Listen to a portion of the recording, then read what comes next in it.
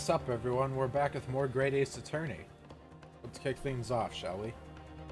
I hope you're watching over me, Kazuma. Hey, Cosmodus. Because I have no idea how I'm going to manage this. There we go. And now it's time for our first time in court in Britain. Right off the bat. Welcome to the Old Bailey, I suppose. 18th of February, 10 a.m., the Old Bailey courtroom. Look at that PNG fire. But really, this does look very, over the top, that's for sure. Wow! Oh, shoot! So this is the highest court in Great Britain, the Old Bailey. The centuries of history in this place is palpable, isn't it? It's so different to the Supreme Court in Japan. It feels both imposing and serene at the same time. The atmosphere almost makes words redundant. Whatever the country, determining a person's guilt or innocence is always a solemn affair. May I say something, Mr. Naruhodo? Oh, yes, what?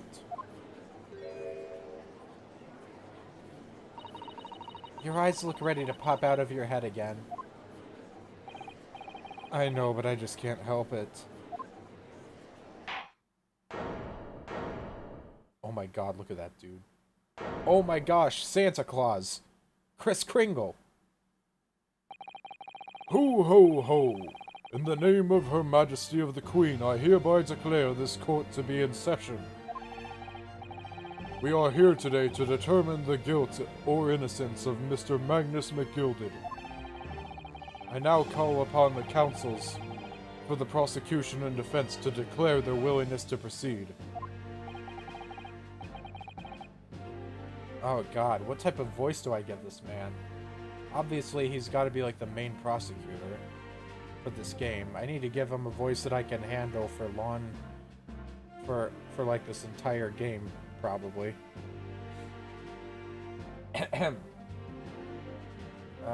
Crap, what do I do? Sorry, getting a sip of water.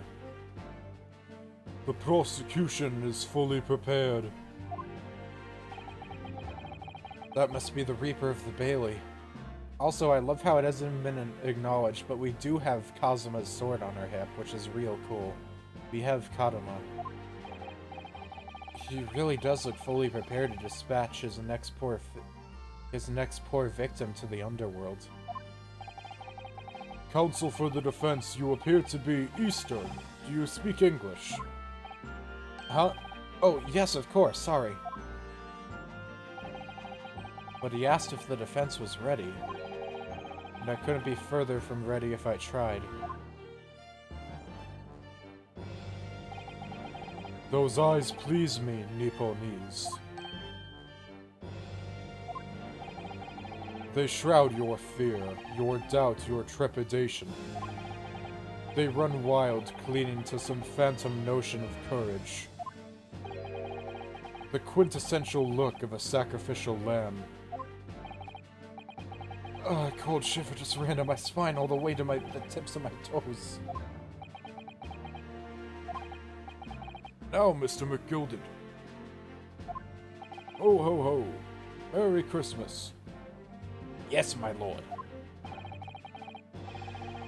You stand accused of murder, a capital offense. You could be sent to the gallows if found guilty. Are you quite sure you wish to entrust your defense to this foreigner? As I've always said, my lord, 'tis a grand thing to give opportunities to the young. Ah, the Danny DeVito voice. It hurts my throat. Oh, God. Even if the fellow is a student from some little island off of the Far East. Is it not the British way to ignore the dangers to yourself and give those less fortunate a fair chance? I'd like to think that acts of chivalry do the Great British Empire proud. Listen to Mr. McGilded. What a fine gentleman London has in him. Did you hear that he donated £5,000 to the government the other day? Mother, please may we go and play in McGilded Park? It seems as though everyone in the public gallery is firmly behind Mr. McGilded. That's definitely welcome news, and he certainly has a way with words. I'm surprised you couldn't convince anyone to defend him. Eloquently put, Mr. McGilded, and most laudable sentiments. Now, ladies and gentlemen of the jury, I'm sure I need hardly remind you that you 6 members of the public have been selected for your impartiality. Are you ready to proceed? Jury. This is certainly new. Also, that guy's casually flipping a knife. Are we sure this is okay? Also, Tiger, what is it, buddy? You always do this while I'm recording. I feel like this cat interrupting my recordings has become a staple almost. I know, buddy. Oh god, am I gonna have to do voices for all 6 of these characters? Yes, my lord. If the task is to send rotters to the gallows where they belong, I'm more than ready. At the manor, his lordship always says we should dispose of rubbish promptly. Naturally, I agree. Heh, any criminals here will soon be wishing they never set eyes on me. There's one last character. Okay, I think the cat really wants out this time. I feel a chill. I bet a maximum of 2 minutes before that cat is scratching to get back in. Oh, don't mind me, my dears. I'll just be getting on with my knitting. Must finish these mitts for my grandson. Mr. Naruhodo, those people are... The jury, yes. That's something we don't have in Japan yet. That's right. I've only ever read about it. But here in Great Britain, the court's final verdict depends on the opinions of these 6 jurors. The judge passes sentence according to the law, but the jurors determine guilt based on common sense. So the defendant is ultimately judged from 2 completely different points of view. But how exactly do the jurors give their verdict? That I don't know, but I'm sure it will become clear as the trial progresses. Yes. Prosecutor Van Zykes. My lord. It's been a number of years since we've seen you here in the courtroom. I thought you would renounce your fame. I'm known as the Reaper of the Bailey, my lord. Infamy rather than fame, I would say. But yes, 5 years have passed since I last spread my wings in this capacity. So, what brings you back? Is there some change of circumstance of which the court should be aware?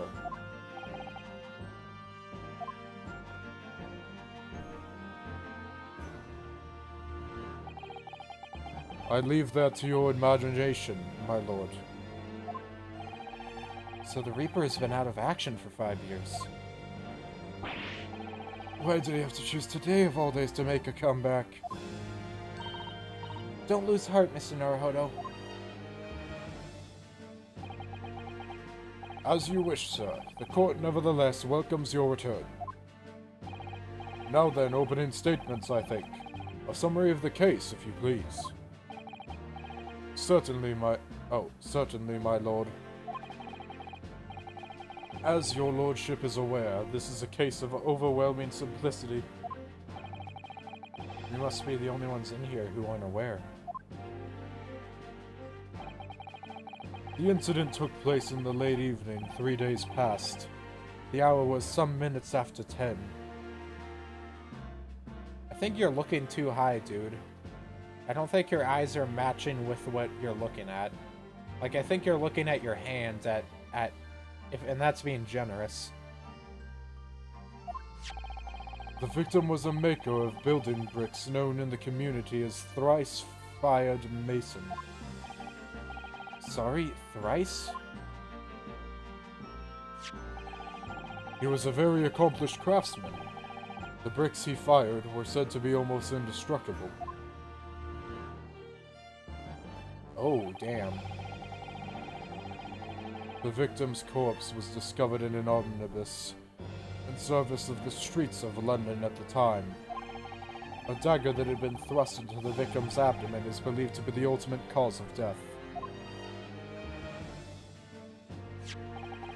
Here is the autopsy report from the investigating medical officer at Scotland Yard. Thank you, Counsel. I shall accept that in the photograph as evidence. The autopsy report has been entered into the court record. The photograph of the crime scene has been entered into the court record. And one further item of evidence. One sec, let me actually check these. Because these always come up. Age 54, brickmaker. 10 p.m. to 11 p.m. is when he died. Stabbed once in the abdomen with a knife while sojourning in an omnibus. Died due to internal hemorrhaging resulting from the trauma. Okay, what about this? Trying to look for any weird stuff already. Well, I see he has buttons on his outfit. There's the knife. I don't see anything out of the ordinary quite yet. You can't see his eyes. They're shut. Okay. Just looking and seeing if we can spot any stuff extremely early on. The prosecution wishes to submit these as well. And these are... Good Lord! Is that blood, Counsel? Yes, my lord. Seized by a policeman who arrived at the scene. These gore-soaked gloves were taken from the hands of the accused when he was arrested. What? Mr. McGild's gloves had blood on them?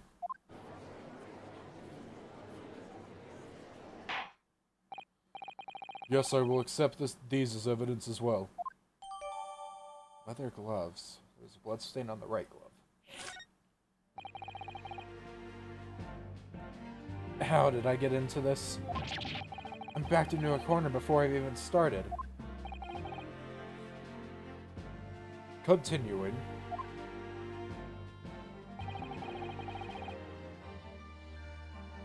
According to the driver of the omnibus, there were only 2 passengers traveling inside his vehicle at the time. Only 2? Obviously, one of those passengers was the deceased brickmaker, Mr. Mason. The other was the accused, Magnus McGilded. Well then. Well, rather damning circumstances to say the least. Defendant, what say you? Well, of course I have no recollection of such a thing. Mr. McGilded! To be sure, I rode the omnibus that evening. But whenever I'm in a carriage, I'm taken with a fierce tiredness, and I always succumb to it. Are you claiming to have been asleep? 'Tis the motion of the carriage, my lord. Lilting, so it is. And when I opened my eyes again, 'twas a desperate sight before me, the body of a man I never laid eyes on before in my life. Now I ask you, so what good-hearted soul wouldn't rush to help a fella bleeding from his stomach? I wasn't about to start worrying about me gloves now, was I? I reached out to give the man a hand.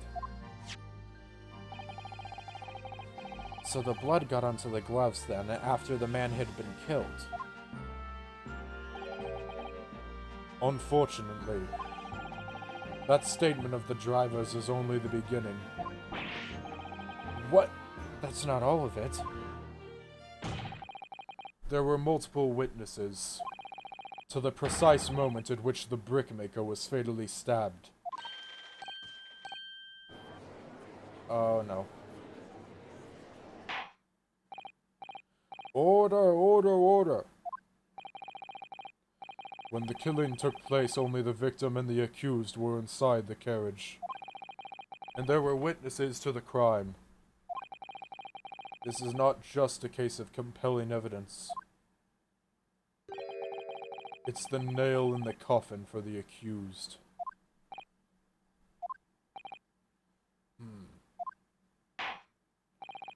Thank you, counsel. The circumstances of the crime have been made quite clear. I think we will hear testimony from these witnesses first of all. Your wish is my command. Bailiff, bring the witnesses in at once.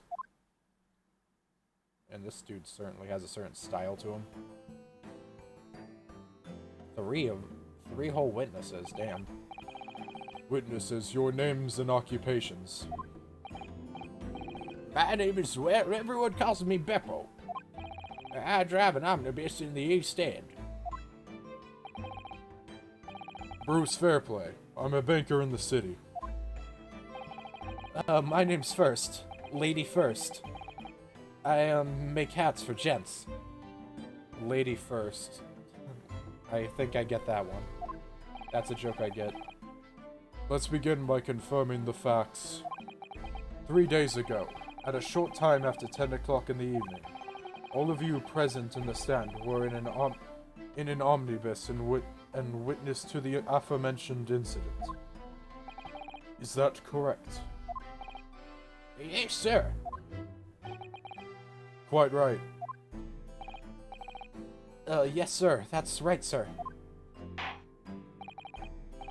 Very well then, let's proceed to your formal testimonies, please. Each of you will tell the court precisely what you saw. There is a fly on my mic still, even though it is an episode later. My throat hasn't had a chance to heal, so sorry about that. It was the last bus of the evening, so I had few customers. I remember it well. The victim and the man accused of killing him were sat next to each other, each inside the bus. Then out of the blue, the accused just reached over and plunged a knife right into his guts. That's right, he stabbed him. I screamed, I did. I couldn't help it. As soon as I heard the scream, I stopped my bus. And then I saw it too. Dude has a whip. Unambiguous testimony, I must say. Exactly, my lord. These men witnessed the incident in the omnibus with their own eyes. I'd like to ask a question, if I may. Yes, counsel? Well, this testimony makes absolutely no sense to me whatsoever. Why not? Well, the incident took place inside a moving carriage, didn't it? As has been clearly stated from the outset, yes. Well, in that case, how could those two witnesses possibly have seen what happened? There's no way they could have seen the inside of the moving carriage.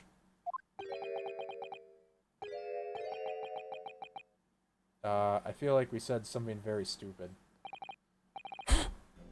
God, I'm sorry for having to keep breathing into my mic, but the fly keeps landing directly next to me because my mic is right next to my face. How quaint.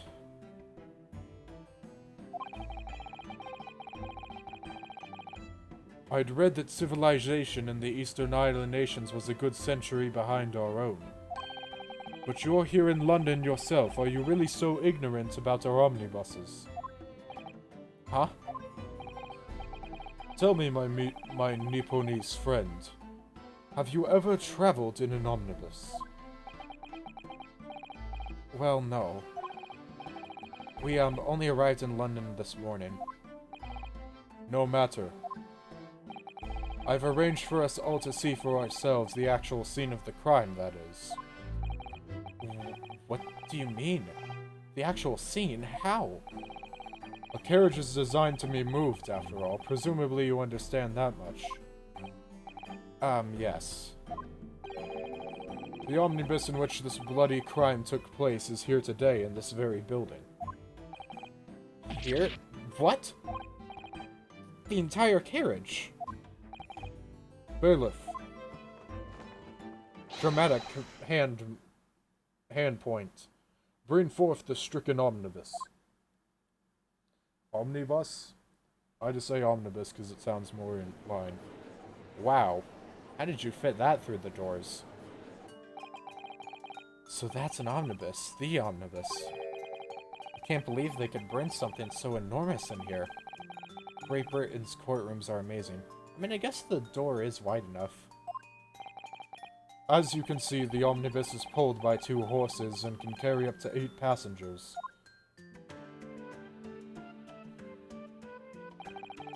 4 passengers seated inside the enclosed cabin, and another 4 on the rooftop deck above. Every Londoner knows that the best view of the city's architecture and sights are to be had from the top of an omnibus. And I should point out to our foreign guests that there is a skylight in the roof, allowing a view of the interior from the seats above. Ah, skylight. Oh! The penny drops at last, I see. These 2 gentlemen were occupying the rooftop seats on this omnibus when the murder took place. That is how they came to witness the grim incident. Through the skylight. Oh, that makes perfect sense. Well, counsel, this is a first. In all my years behind the bench, I've never experienced the crime scene itself being brought into the courtroom. There are a number of important clues remaining inside the carriage, my lord. I would like to submit the omnibus itself as evidence. That is the prosecution's wish.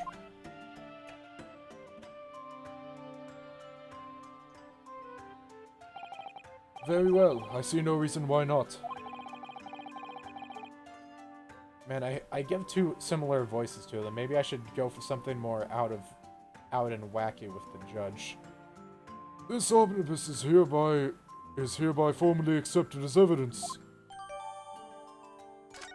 Okay. I can't believe it. The entire crime scene entered as evidence? Yes, Great Britain is simply extraordinary. I could help myself a lot by giving that omnibus a thorough examination, seeing as it's here. Let us continue with proceedings then. Your cross-examination, counsel. Okay, first off, though, we got 2 things to examine here. The gloves. Is there anything, like, inside, maybe? No? Maybe not? Maybe not. Okay, I guess it's just a blood stain. Never mind, not on that one. What about this? Anything?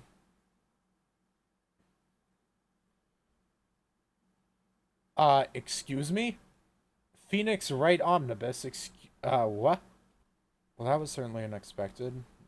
Frickin' Phoenix right out of nowhere. Okay, what else can we... There's gotta be something we can examine here. A skylight, maybe? Here? So this is the roof deck of the omnibus. Oh, you must have had a wonderful view of... You must have a wonderful view of London streets from up here. So people sit all the way up here on bitter winter nights with the cold air rushing past them? And they have to pay money to do so. Ugh, I can't imagine how cold it must feel. That just made me think of something horrible.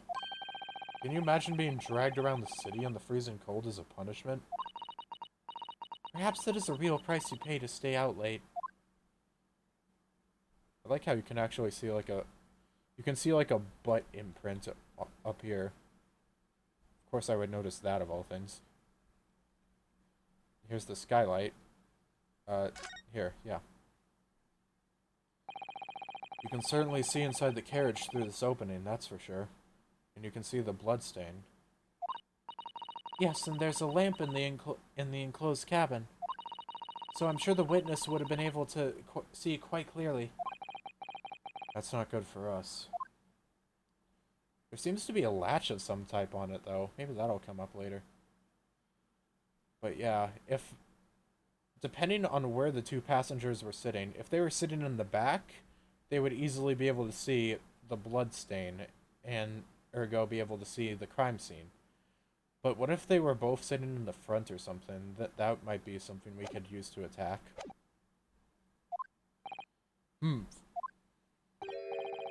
Pray don't expect this Nipponese stray to understand the intricacies of a British court's cross-examination rights.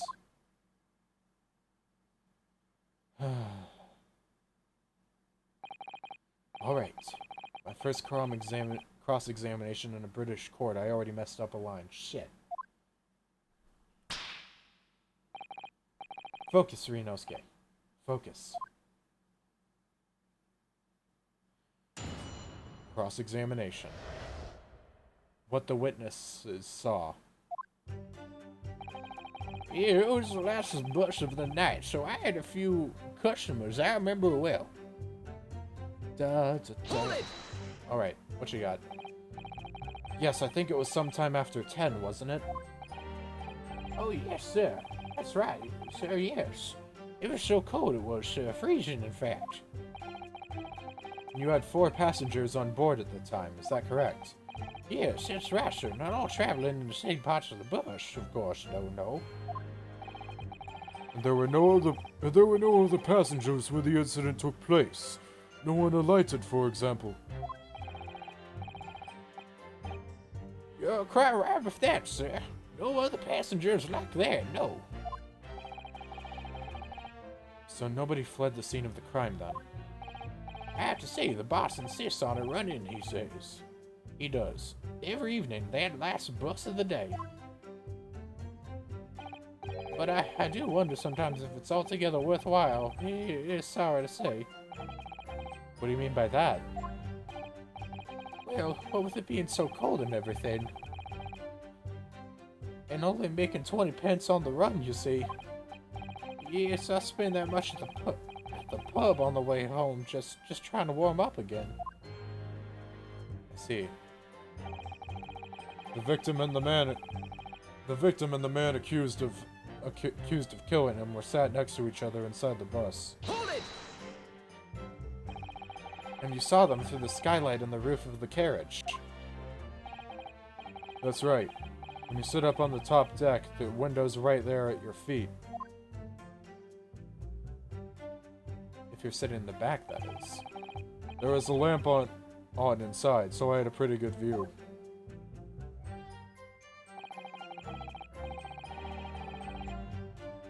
The two of them were wearing hats and I couldn't make exactly out their faces.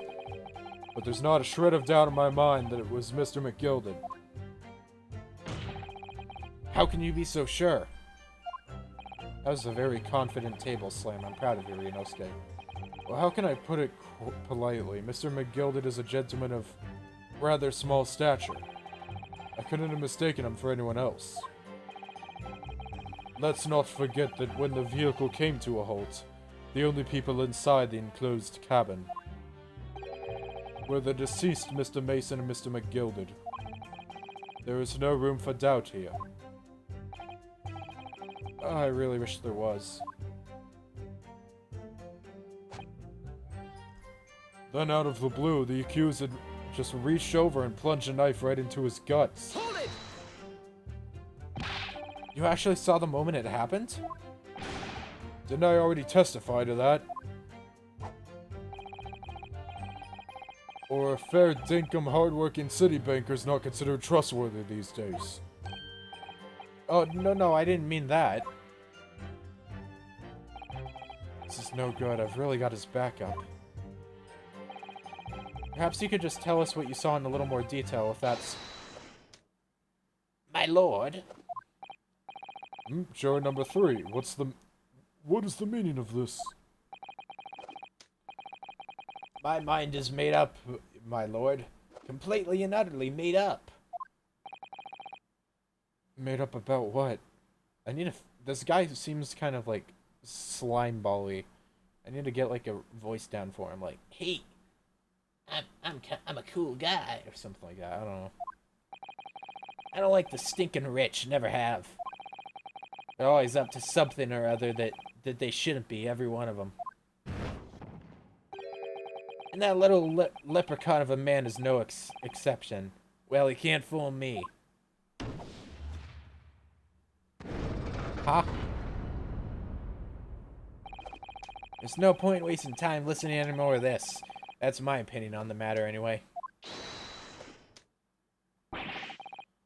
That is precisely what I was about to say.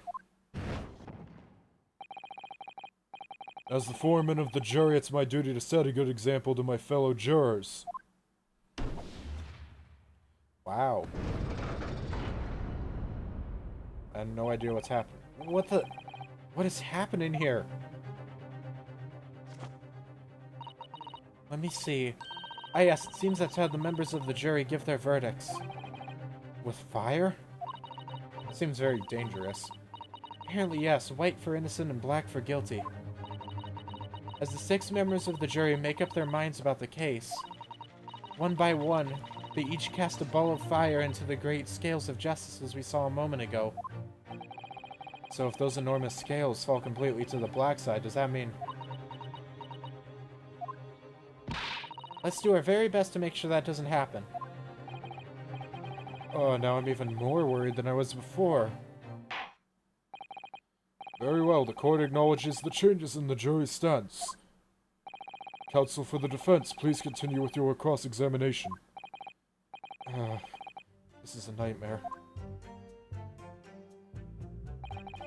That's right, he stabbed him. I screamed... That's right, he screamed him. He stabbed him. I screamed. I did. Couldn't help it. Hold it! I have to remember the voice. There's so many characters here. It's hard to remember my voices. He stabbed him, you say, and you were simply... And you were sitting up on the roof deck, were you? Yes, that's right, sir. I was up on the roof seats. I remember seeing this little gent sitting next to the fellow that was stabbed. I've been thinking about a new hat design, you see, so I was just gazing absent-mindedly around. But then I happened to look down through the skylight. It was sticking right out from his belly. That huge great knife. A grim sight indeed. Ah, that didn't help me at all. Oh, shit.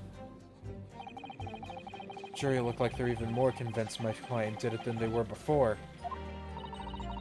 That appears to have made everyone even more dubious that Mr. McGilded is telling the truth.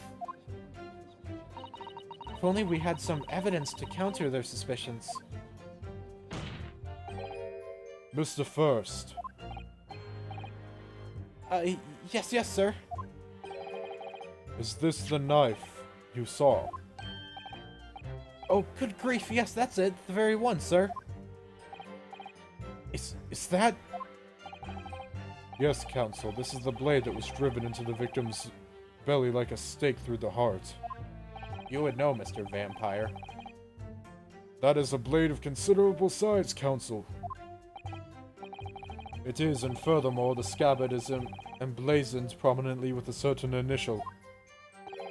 The letter M, which seems oddly familiar. Please no. M for Magnus, perhaps, or McGilded, possibly. Take your pick. It seems the particular big name in London made a magnificent mistake. Objection! Was that a joke? The slap is back. But there are M's everywhere. Yeah, I know. Trust me, you can find a masochist almost anywhere if you look hard enough. Yes, like a Mason. Objection! Oh, damn. That font, though. This blade is far too extravagant for a poor brickmaker to have owned. No, this weapon of murder almost certainly belongs to the accused.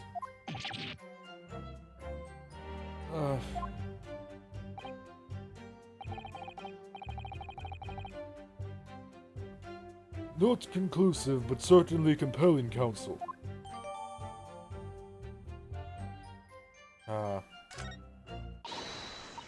My lord, if you'll forgive the interruption.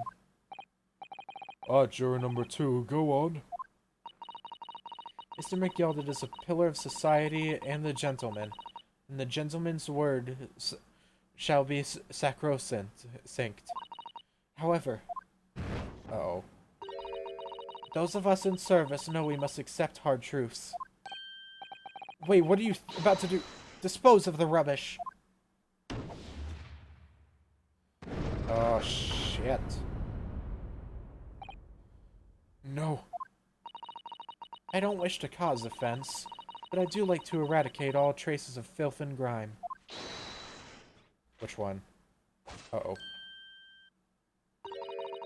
I have painstakingly typed every word uttered here today and cross-referenced all the facts. As such, I am now in a position to draw the only logical conclusion.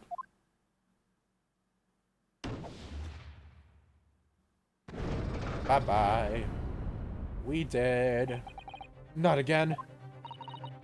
That's 4 out of 6 jury members who proposed a guilty verdict. There are only 2 left. We've had it. Every time I press these witnesses for more information, I just make the situation worse. Nevertheless, what we need more than anything at the moment is more information. We're still very much in the dark. I suppose I'll just have to keep pressing the witnesses, knowing that more sparks may well fly. We mustn't give up hope that we'll uncover something that will give us a way to fight back. But... Alright, I'll keep trying. I can't give up. I just need to keep calm and listen to the witnesses' statements again. But we've got one... As soon as I heard the scream, I stopped my bus. And then I saw it too.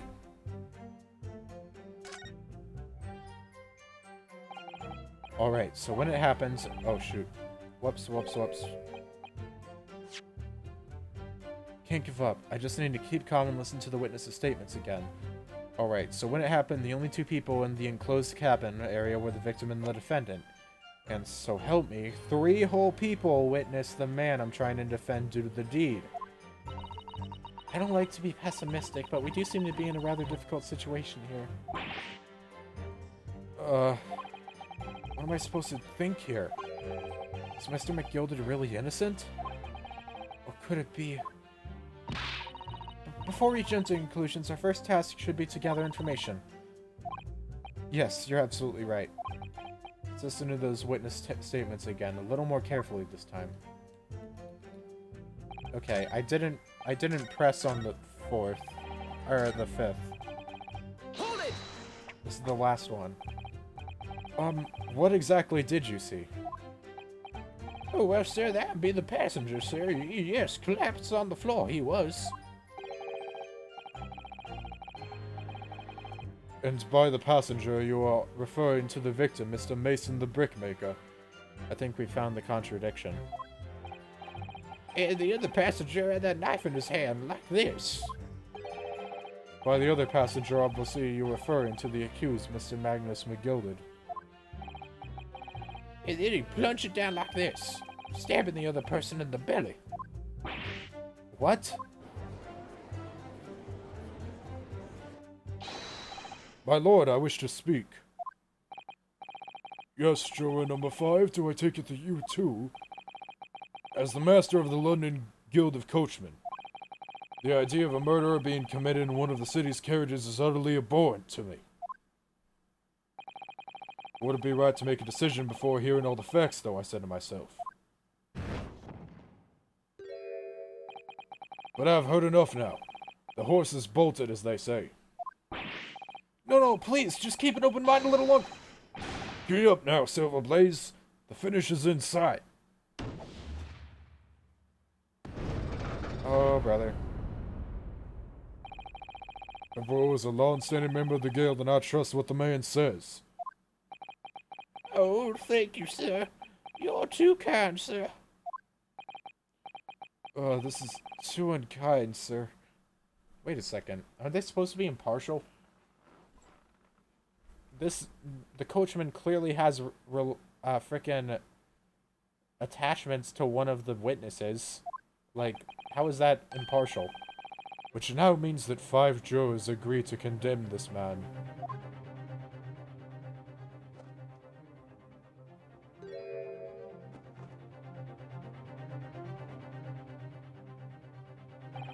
Madam Juror number 6. Yes, dear. What can I do for you? You have heard the testimonies of the witnesses on the stand. Oh, yes, I certainly have. Still got my hearing, you know. Then, pray tell, why are you yet to pronounce your leaning? Well, dear, the thing is, I'm a creature of habit, me. I always go to the park at around this time of day, and sit on a nice bench and get on with my knitting. There's a lovely little park just near where I live. Gilded Park, it's called. The gentleman donated to the city, you know, to put a smile on Londoners' faces, he said. I can't imagine such a fine young gentleman would have in it to him to take another man's life. He's always doing wonderful things for the city. That's right, a man like that wouldn't stab someone, surely. Mother, may we go to the Gilded Public Library later and borrow some more books? How many Londoners live with their heads in the clouds? Do you people not know? What kind of a man Magnus McGilded really is? Oh shoot, this music. What kind of a man is he? The philanthropist, Magnus McGilded, has enough wealth to purchase the entire city he claims to value so high. But where did all that wealth come from? Your client is a Shylock, sir, and one with the very darkest of souls. Yes, welcome to Dark Souls. What? So the crows. McGilded lends money at extortionate rates of interest, so his victims have no hope of repaying him. When they default, he takes possession of everything they own. He is a vulture that preys on the weak. I've never heard any mention of that before. Your faculties haven't deserted you, I'm sure, madam. So has this thought not crossed your mind? Would a man wealthy enough to buy London in its entirety not have a carriage of his own? What possible reason could this man have had to make use of a public omnibus service? You're not saying that... The victim, a poor brickmaker, had next to nothing to his name, save considerable financial liability. It will come as no surprise that this creditor was the accused, Magnus McGilded.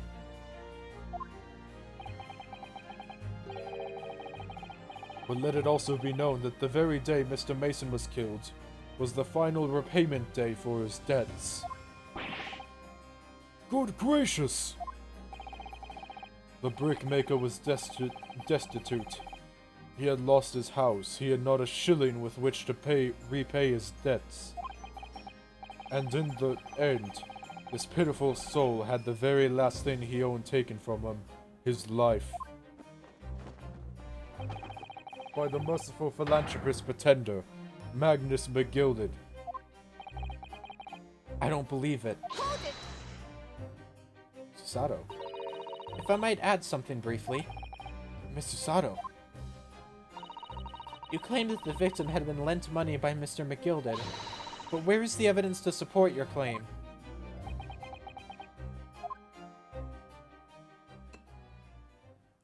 Why the hell do you have a wine bottle in here? This is a courtroom, sir. And a wine glass at that.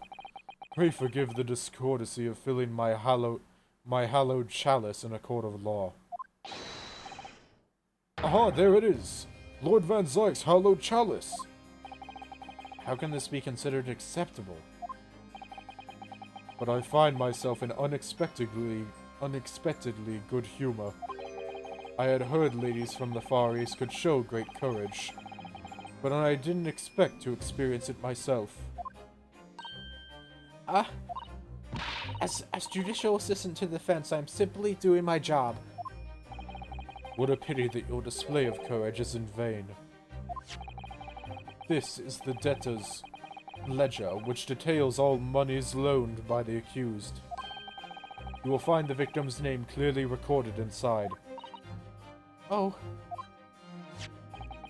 Allow me to present this ledger as evidence. And pray forgive the discourtesy of raising my chalice in a toast to the enigmatic East at the same time. A marvelous toast, Counsel. I will gladly accept this new evidence. The debtor's ledger has been entered into the court record. Oh boy. Ah yes, 20 guineas. The victim owned a considerable sum. How much is that? Also, did we ever examine this?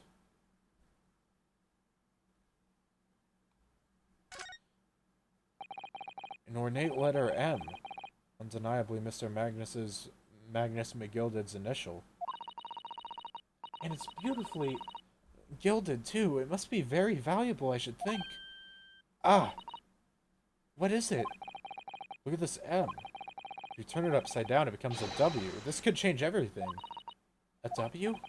Yes, this is one of those, you know, turnabout cases. I'm sure of it. I'm afraid I don't know it all. But what I am sure of is that this is an M. Oh. Well, that idea was quickly quashed. You know, I actually thought of it too, Ryunosuke, so don't feel too bad. Okay, and let's examine this. The ledger.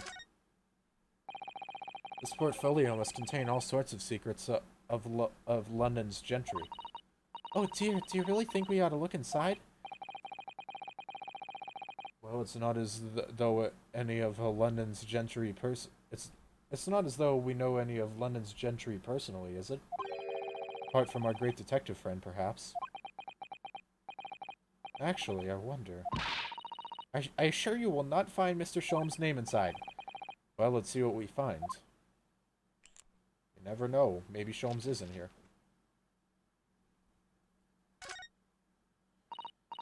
Gosh, it's crammed full of gentlemen's names, isn't it? Well, I suppose they're probably not all gentlemen at all, are they? After all, not everyone in this country is well off. Ah, goodness! What is it? Look at this! Do you see the name here? Bruce Fairplay. Should that mean something to me? It does sound strangely familiar, actually. Bruce Fairplay, the witness testifying at this very moment! Oh yes, of course, the banker! Why is his name in here? He borrowed 20 guineas, did he? And look, the repayment date is fast approaching. It's possible that this is just a coincidence, of course, but this could be very useful information. Oh, shit. Well, we found something out. And the accused made quite certain he had ample of recompense. Well, we're gonna end things off here for this episode. Next time on Great Ace Attorney, this lady's probably gonna end up making us guilty. But hey, them's the breaks. Adios, ciao, and bye-bye. Signing off until next time. Ja, mata ne.